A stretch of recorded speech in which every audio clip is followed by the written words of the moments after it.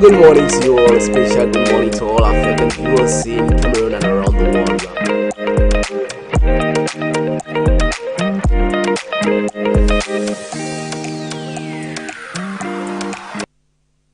Monday, the 14th day of October, and we are here to give you all the latest as reported by the newspapers. We'll be back immediately after this.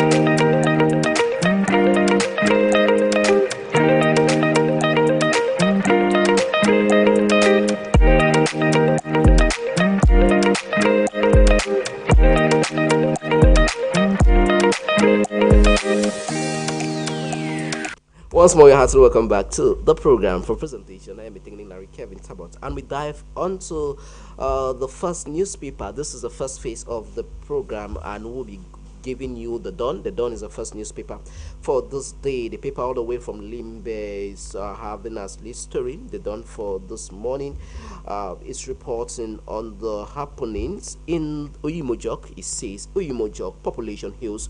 Southwest Public Independent Conciliator Dorothy Telele at Atabong Motaze for championing mediation as the office of the Public Independent Conciliator was in Uyumojok in Manu Division to have a town hall meeting with the local population over there in Manu, precisely in Uyumojok town. Get to read details on that's happening over there on page 3. And we talk on Southwest Governor goes tough on Idabato's deals abductors, as he says 72 hours to, as he gave them 72 hours to produce the divisional officer Roland Ewane, or else face the wrath of the administration. And Sober America, we are talking of Sase Old Boys Association, the U.S. chapter, Sober American Day celebration, celebrating legacy excellence at Sasa College. That was the first college in the country that was created in 1937. We move on to Limbe City Council. Izaka acquire heavy duty machine for waste management. You can find more on that said paper. International Rural Women's Day. Over 200 women mobilized in Uyumojok. Get read details on that paper for today. We now move on to the Sun of Nobel Wasso for this morning. The Son of Nobel Wasso for this morning talks of 2025 presidential elections. OC set to pick up SDF tickets. That is the story. Big caption you can find on the Son of Nobel from Limbe. And Honorable Gladys Etombi boosts efforts to clean the town of Limbe as it has been marked. We are talking on the Sun from Cameroon, not the British Sun. We'll be coming to the British Sun later. Thank you. And so it says Honorable Gladys Etombi boosts efforts to clean the town of Limbe that has been marked with garbage heap and all manner of mishaps one can imagine. And Mayor Posim wife Florence beckons on chief to make land available for development at the Limbe 1 Council. And youth table proposals to Minister Munora Futso. We take you now to Planting Peace Project. It says U.S. Ambassador to Cameroon Christopher John Ramora uses artwork to preach peace in Cameroon. Away from that publication, let's make a stop over with the Daily Voice of Randy Josa.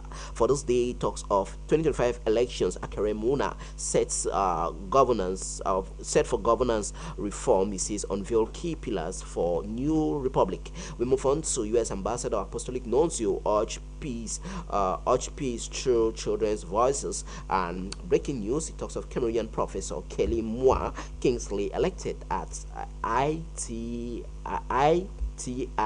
SDI board chairman.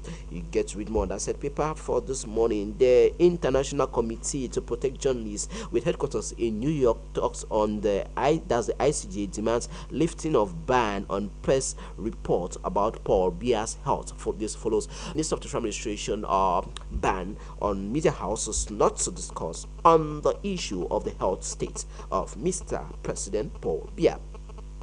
The Horizon for this morning talks about Tanganji's censorship of debate on Biya's whereabouts. Akiremuna, USDP's Prince Ekoso, Nyoncho denounced. Get to read more on that said paper of The Horizon for this day. Back to school, Menka Elite Tenga Foundation donates school kit scholarships to hundreds of pupils and students all the way from Menka in the northwest region. And ecstasy as Senator Enyi returns home. Get read details on that paper of The Horizon for this morning. From The Horizon, we make a stopover to Limbe with the advocate of Tabet Tayang. A report of Limbe City Council Izakam gets new garbage disposal equipment, and SDF proposes a revision of constitution, clarifies on notion of federalism. In that said publication, Reverend Mickey Hans and Ayok Bisong in pole position for PCC's moderator and synod clerk after nominations across the different presbyteries of the Presbyterian Church in Cameroon, the PCC. Moving forward with this paper of the anecdote of Jean-Pierre Mogo Belinga, it talks of crisis in the Cameroon Volleyball Federation. It talks of the debates that was truncated. Get to read details on that paper for today.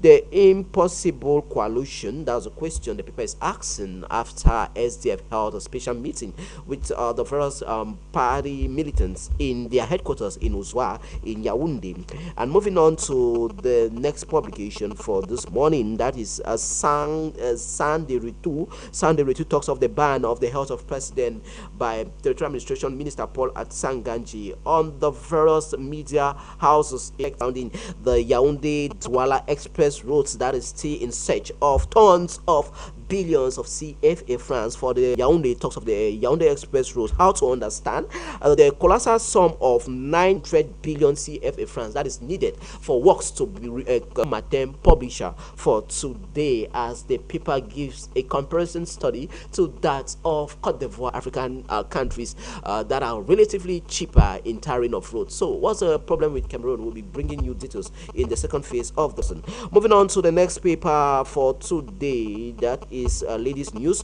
The Women Advocates paper talks of marriages and the failed processes. It says a girl child is always at the she's always the victim in terms of failed marriages and vulnerability. You get to read more on that set Women Advocates paper. In the paper too, the paper talks of a national mobilization for protection of the girl child, as the world celebrated International Girl Child Day. It says fight against sexual violence at the heart of discussion, and this was championed by the Minister of Women's Affairs and the Promotion of the Family, Professor Marie-Therese Abena Ondua.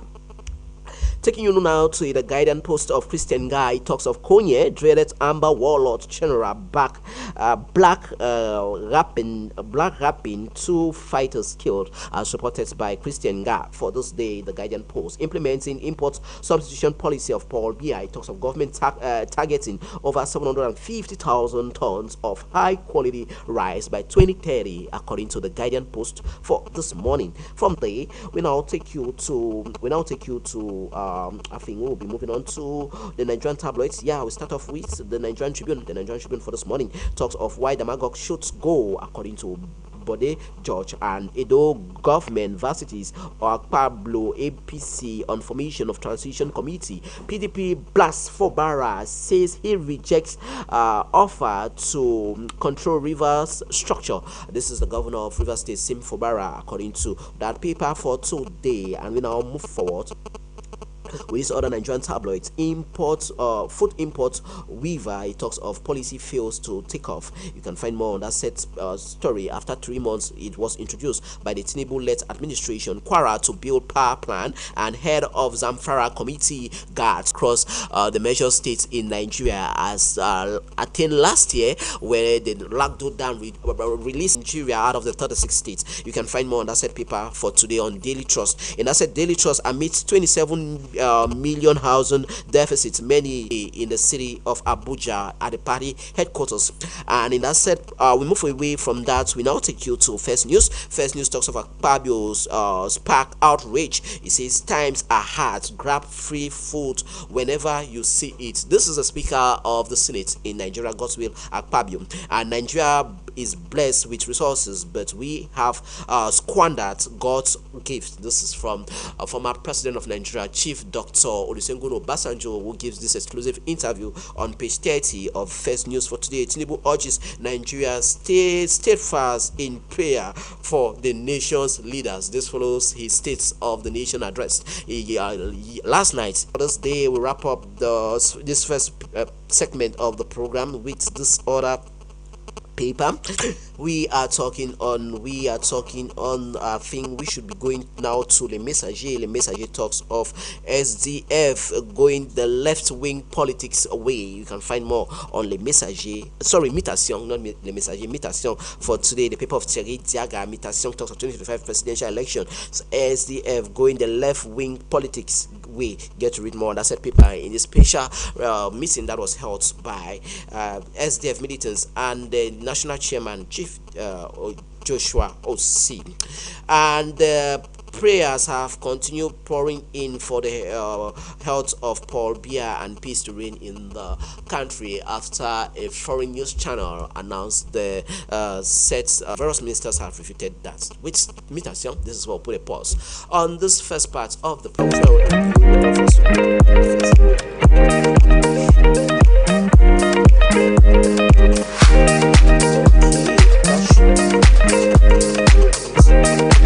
We'll start with the information. Brian, are you getting? Yeah.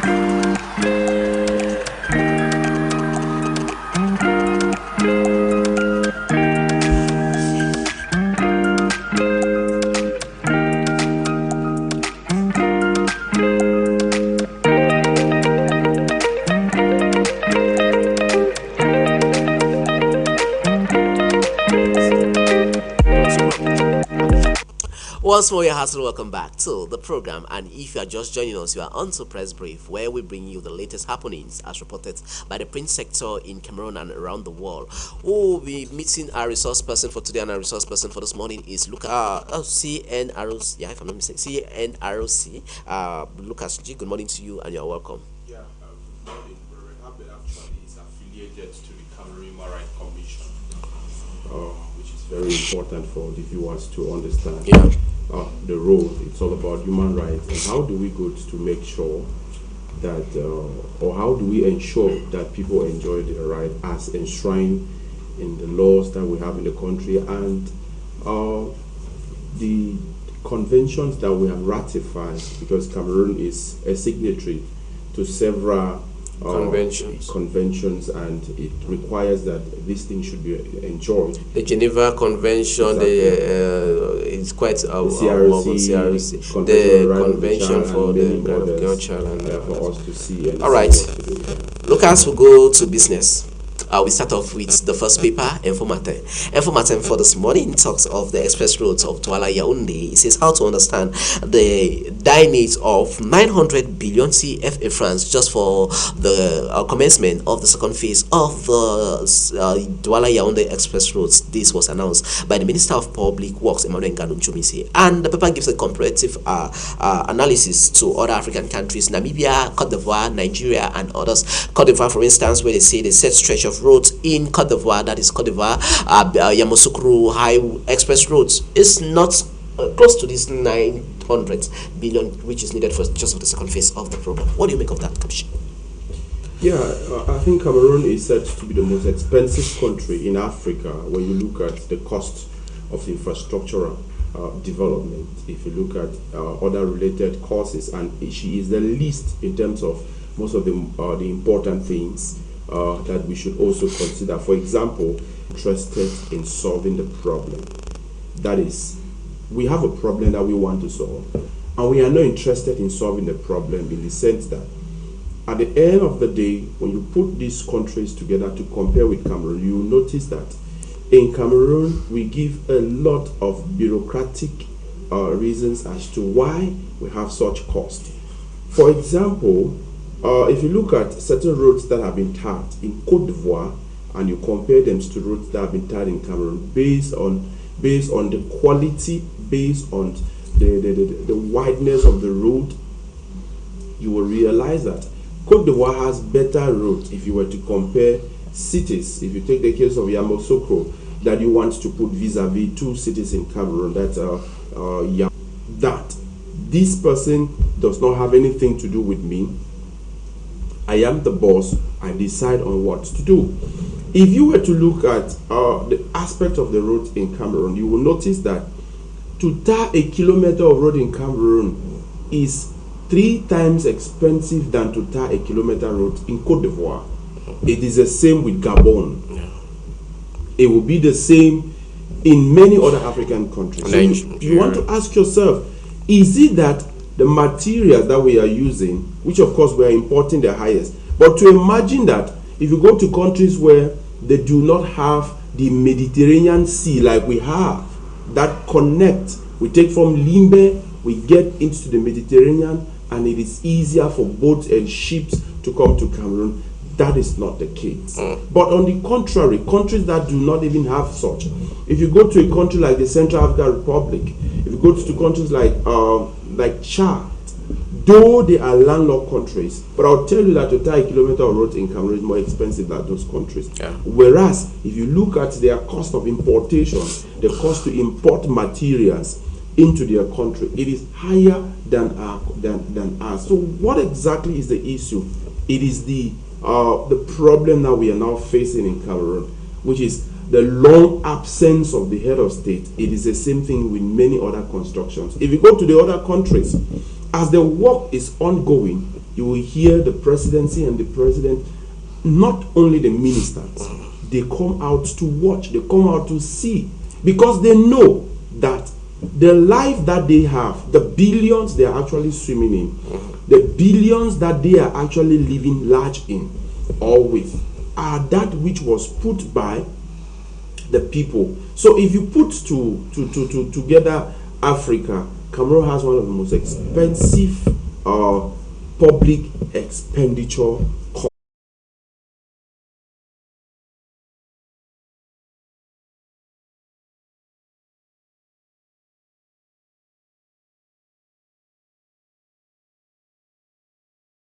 I think it was on their national broadcaster, where engineers in that country, then I was like, what? This actually do happen in Africa? Yes, it does, from that which I followed. And the problem with Cameroon is, we have these people, we give them high sounding names, but we don't treat them right. So what happens at the end of the day is, if a road is awarded for someone to construct, what it does in Cameroon is, he meets a certain set of people, he gives them almost half of that money to have that contract. And when that is done, the little that